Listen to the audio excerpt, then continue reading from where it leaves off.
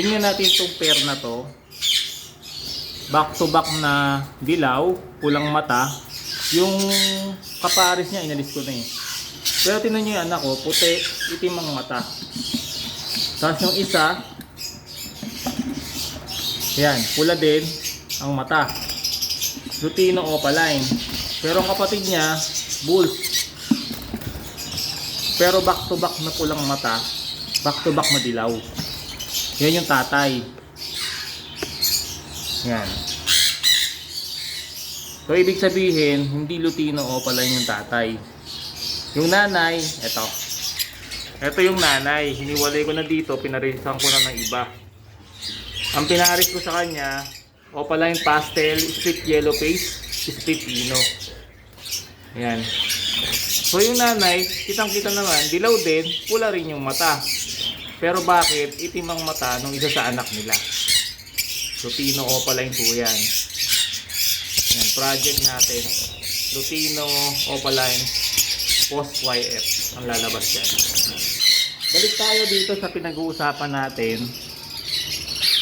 Bakit itim ang mata nung isang anak nila, tapos yung isa pulang mata? Ibig sabihin, hindi po sila parehong ino.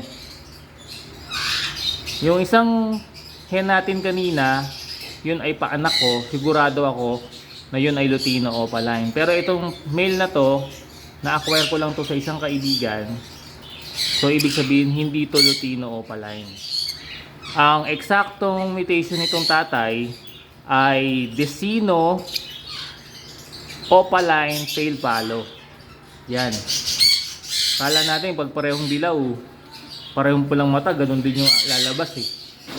Pero malalaman natin sa anak na hindi pala parehas ng mutation yung parent. Pareho lang ng itsura pero magkaibang mutation. No? Kasi naglabas ng bulls siya, bulls white.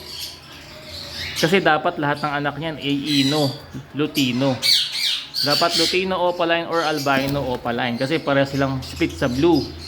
Dahil naglabas siya ng bulls, ibig sabihin, yung male natin, pale palo siya. Hindi siya ino. Yung pagkapula ng mata niya ay sa pale palo. Kaya naman siya dumilaw na ganyan at maputi yung bagwis niya ay dahil sa Decino. No? Bali, opaline, pale palo, split ino, split Decino. Kaya DEC, split DEC. Kaya DEC ino, pale palo siya na opaline.